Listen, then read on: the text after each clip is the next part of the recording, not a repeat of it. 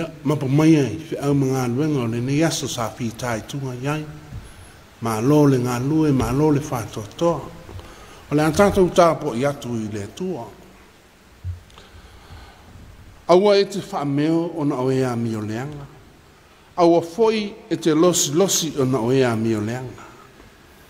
Aua e le pine o na sele e seina i nā tau e pei o le mutia.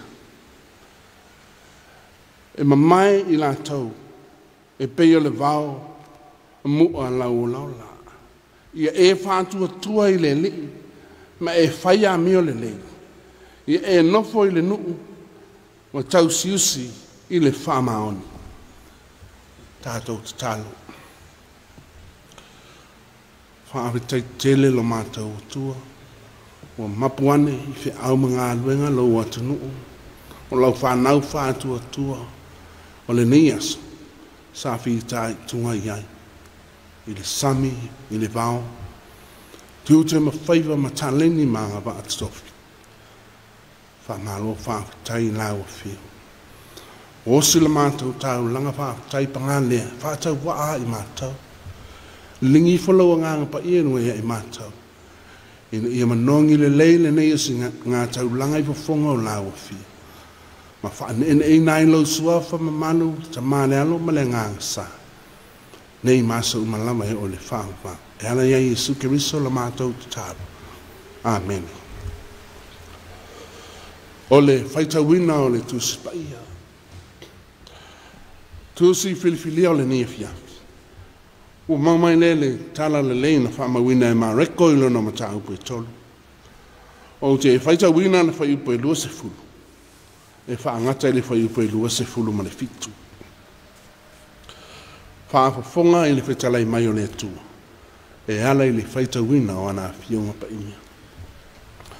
Ua atu la tau le whale. Ona toi poto mai lea le moto o tangata. Ua le mawhai ai i la tau o na ai. Ua whaalonga ilo na ainga. Ona la tau atu ai lea e pue i a te ia. Ua la tau whaapeane. Ua valea o ia. A le autu si upu e na ifo. O ifo mai Jerusalema o whapeane i lato, o ia te ia pele sepulo. O le ali i foi o te mon. E tuli ai e ia o te mon. O wala watu ia te i lato, o na whetalai atu lea o ia te i lato li whata oto. E ma whai whape whea satani, o na tulia o satani. A whai foi e whai mai a se malo, e le ma whai o na tu mau le nā malo. A whai fwoi e whiwaiwe a i se ainga. E le ma whai ana tu mau le na ainga. A whai fwoi e te atu sa tani ia te ia lama. Ma whiwaiwe a i o ia. O na le ma whai e leo ana tu mau ia. A e o i lona i unga. E le ai se na te ma whai ana luatu i le whale o le tangata malosi. Ma vete ana mea. Se ia lua i no tia le tangata malosi. I le vete ai lona whale. Pāmanuia te le mai le tua di tātou whai tau ma whaalungo longo ia nā whionga pa ia. Tu mau ia te alo na lava vi inga nei masa umai o lava i le whaamavau. E whaamavau lava. Amen. Hau le launga le suafa mamano le tua tau taspa ia ta maa le alo ma le nganga sā. Amen. O maua le matua o le launga. I le whai upo e lua se funu ma le lima le tusi sa tātou whai tawina. Ma rekolo na mtau po tolu whai po lua se funu ma le lima ua whai ma matua e whapea. A whai foi e whewaiwe a ise ainga. E le ma whai ana tu mau o le na ainga. O le manato o tu o le launga. O le tāua o le tutu whatasi. O le tāua o le tutu whatasi. O lo wha mau alunga ina e le manato utu, po highlights e le manato utu. Le tāua o le tutu whatasi. Ina ia mau ai le mau poponga, male le lei, o se mea.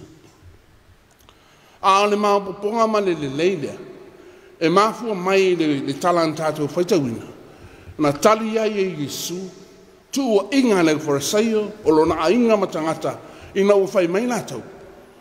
O Yesu pe ua valea. Pai mai lau wharasaio. O ia o pele sepulu. Fua ile whaalongo iai o nganga leanga ma te moni a te ia. O le tali la le na tali ai Yesu. Ia lātou tua inga se ma le maala ma lama sa whai a te ia.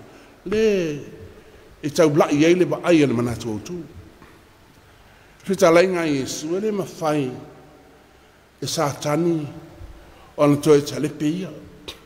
Lana vaenga po lona malo. E le ma whai ona wha ese ai, se whai ngā malo se nu. Ini manatu mani me whai, a wai ma lepe ai.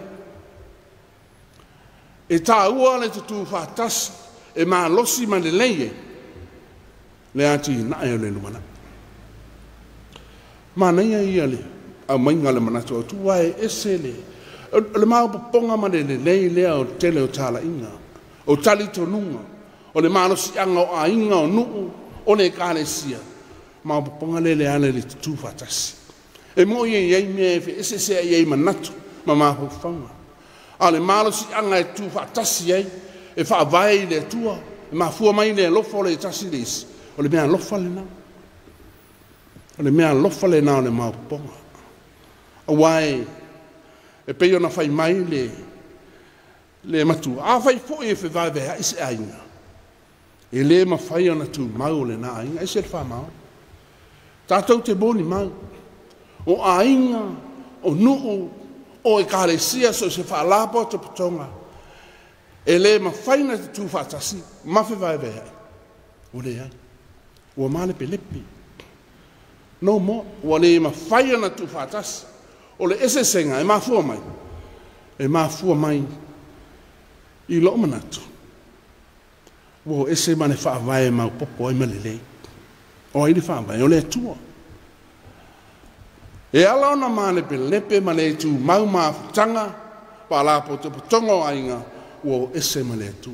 Wa fua wa le lei wa malos, wa au le lei ma wa tupu o te lei, ngalo lo le tua. A mata loa ona, pule le tia polo manatu ma mawhutanga. A mata ona whaapele tangata o lo wa malos, o aua. A mata loa na whaapena, ona mawa e vai rola ia, mamalepe. Ana fi au whaamanatu mo tātou. Ile nei aso i fi au mga luenga sa fi tai tunga i. Na e moni mawina le moni ma le whaamaoni o le manatu au tū le nei aso. O le tā ua o le tutu whatasi. I te tonu mga luenga. O le pule ma le au whai ngā luenga. Tutu whatasi mga lulue whatasi. Pe a le pule a ia e tau anau. Le alofa ma le whaamaoni i whaatino le au nanga. Ai whai ai le whaamaoni ma le alofa. Ai whape whea te tonu o tātou wai. E te moni mawina le whaamaoni o le manatu au tū le nei. Ta ua le tu whātasi. I le ngā lulue whātasi e le ta māma le sida, male whāna. Ina ia mautu ma mau popo le leile ai. Po le me fue tau fiu asi tau ina e au ngani mai. Ai whaiare loto le tina. Po le fiu fo i lava o tina, ai andu arpitola au o ta mai. Fe au tau moli lea mo tātou le ne Afiafi. Tā ua. E matua tā ua i le atua. Le tutu whaatasi mga lue whaatasi ona tangata, whātua. E mautu ma le lei ei ngā luenga. E mautu ma le lei ei ainga. E mautu ma le lei ei nuu. Ai meise o le atu nuu. Ina ua, e tutu whaatasi. Tā ua le tutu whaatasi. Tutu whaatasi le tangata ma le atua. E whaalango i le atua, le mataitaina le atua, whaamoemoenga le lei. Ina i tau lau o le whaamoe, ma tau le manuia. A ia manatu fo, i tau a ia le mea lea. A whai wa alu, wa e tau le manuia wa tupu. Ma ua ola le whaainga, ua ola le kāresia, ua ola le nuu. Aua ne e whapeifu. Oa, le ai. O le alo tātou vai, le ase mea ua tātou whai, ia tātou manatua, o mea le atua mea uma. O lo maa losi, o le mea lofa le atua mo tātou, e whaatino ai le tātou au nanga, ina ia fua le li mai, ma ia ngā. Au ngalo saifua o ngalo wola. Moe. Mo le tua. Malana fiau. Malana ngarwa. Lo malosi le ne yaso sa whaaluina I so se tiute. Ma so se whaiva. A whai sa alua tutu whaatasi ma le tua. E te mapuane. E te langona lo fia ma lo mawhana whana. Ai sea. Wa le sa alua tau lua ma le tua. Ai a whai e te maa nava mai. Ma e mapuane. E te le I wha maoni le whaatinonga le au nanga. E langona e lo tino. Langona e lo tino. A le tāua le wha manatu. O le tāua le tutu whātasi. Le ngata e tutu whātasi tātou o le au whātua tua. Ia mana tua, ia tātou tutu whātasi malo tātou o tua. Tātou te manui ai. Le na o e, a oa ia e Yesu, lau wharesaio. Whaafento e mawai vai. Whaafena to e tūle sātani. Se. Ne whahi ue whaiupu, mai se longa ai alu e vete le whale o le tangata maros. Ili mwhaina alu e vete alai e te vai. Se longa e sai le tangata maros. Ia le ma whaia na tali mai ante. Oe ma le mea lai te latu e whale. Le winga le nā. O le maros e sātani na matua se sai. Ia e lafo. Mai sea, langa o le atua. E le I tai o na whaatusa, tusa lona. Ia sātani I le atua. Anga le malosi le nā. Whātupu malosi e manuia. Le tua le nā. Tātou te whāmoe moi e. E uai mea umai le manuia. Langa le tua na mua I alofa I le tangata e ala I a Yesu Kiriso. Malona seifua o foina mai. Ina I ola I tātou uma. E whāwha. Ia manuia no Yesu. Amen. Tātou te talo. Pāwhitai tele lo mātou o tua wa mapo mai au mga aluenga o le ne yaso. Ina wa ngoto atu o le la. Ai wa manava mai. O whenua I fia ma le tāpua inga le a inga. Pāwhitai lo mātou o tua wa mātou o si tau langa atu ma le loto fia. Pāwhitai lo awai mai. Pāwhitai lo wanga le le ma lo alofa e tau e mua au muni au ya I mātou. O mapu mai ei fi au mga aluenga le ia so whaatai au nanga. Whaatiroina I tiute ma tā leni maanga wa au e fo ina. Ia ene ngata I lea. O le ngawina o le vao ma le whangota ina o le tai. Tā leni ese wa e fo ina o mapu ane I le ne iaso. Lea tu ai whaatai tele. Wa mātou loa mauti noa le ono I mātou. Wa e manui ai whaiva. Ai ono o lau a fio le atua o le alofa. Ma le lofa muti vale o malawa. Sa e mua au ma e muri au ia I mātou. Wa e ai wha tamasoari inga le ni yaso. I le manuia o la o fio whaawitai tele. Mātou whaawitai. Ia ua fio ngapa ia na mātou whaalongo longo ai. Whai masuli o mātou vai ma le malama lama I o mātou wala. Whaawitai le mawhutanga malo ngā ngapa ia. Tau tolu ai na pēr. Lo mātou vai ma whaatolo mātou ni ato toa. Whaatumuina I mātou manatu ma mawhau whaunga le le. A wala mātou sawalinga ma laua fia. Mātou whaawitai sili o Yesu Kiriso ma le whaolatanga. O mātou mawai le ola.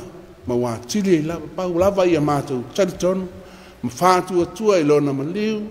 Ma lona toi seifua ma malu mai le oti ma le tunga mau. Wa fio ae le langi a wina I fole nganga pa ia. Mo I mātou. I tu mau lau fio le vi inga o le wha manuma le wha nei tanga. Nei masa o malawa o I le wha wawau. Pahane le tua mātou pātu e sei lau a fio. Le nei asa ma le au unanga. E le asa lawa I mātou ma le lape.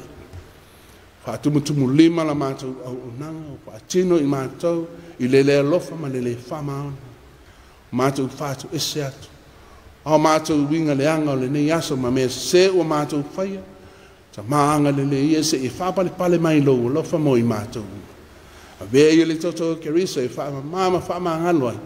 A mātou wanga salau malawa. I mātou o mātou whanau. Na I o mātou ta māmtina mātou o lau atu nu. O lau whanau whātua tua I le larorang. Le atu ngai o mātou talo ma whātu esa. Whaamangalo I mātou le toto Kiriso lo mātou o li whaola.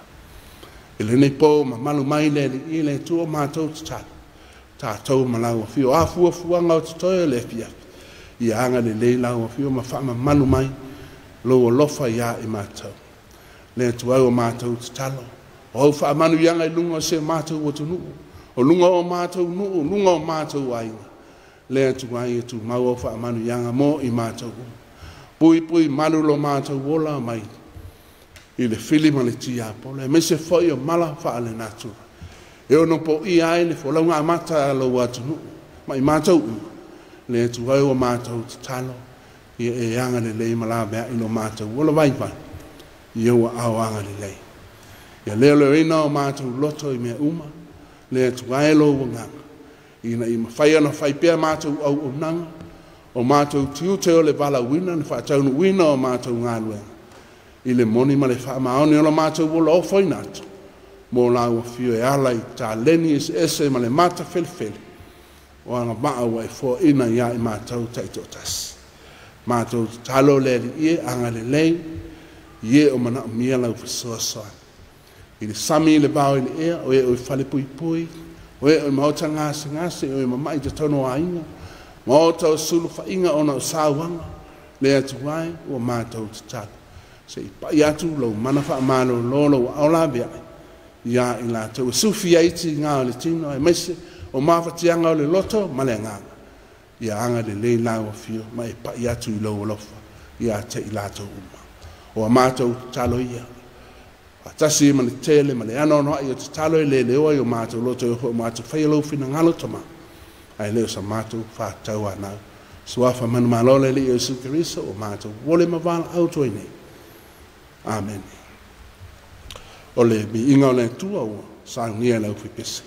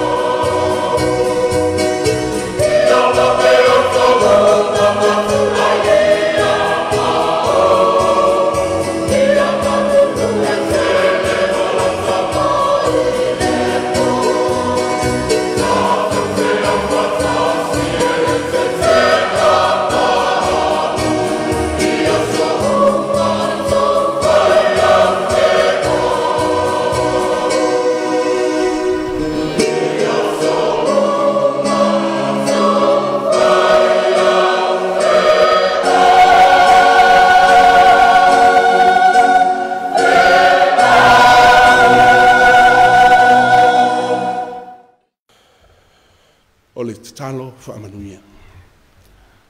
Le manuia ma le file mua la ua fio le li i le tua le mātou ta mā.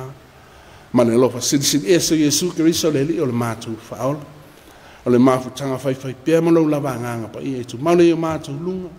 O lunga lau whanau whātua tua i Samoa ma le lalo langi atua. Nei māsau malama e o le whaama vau e whaama vau lava.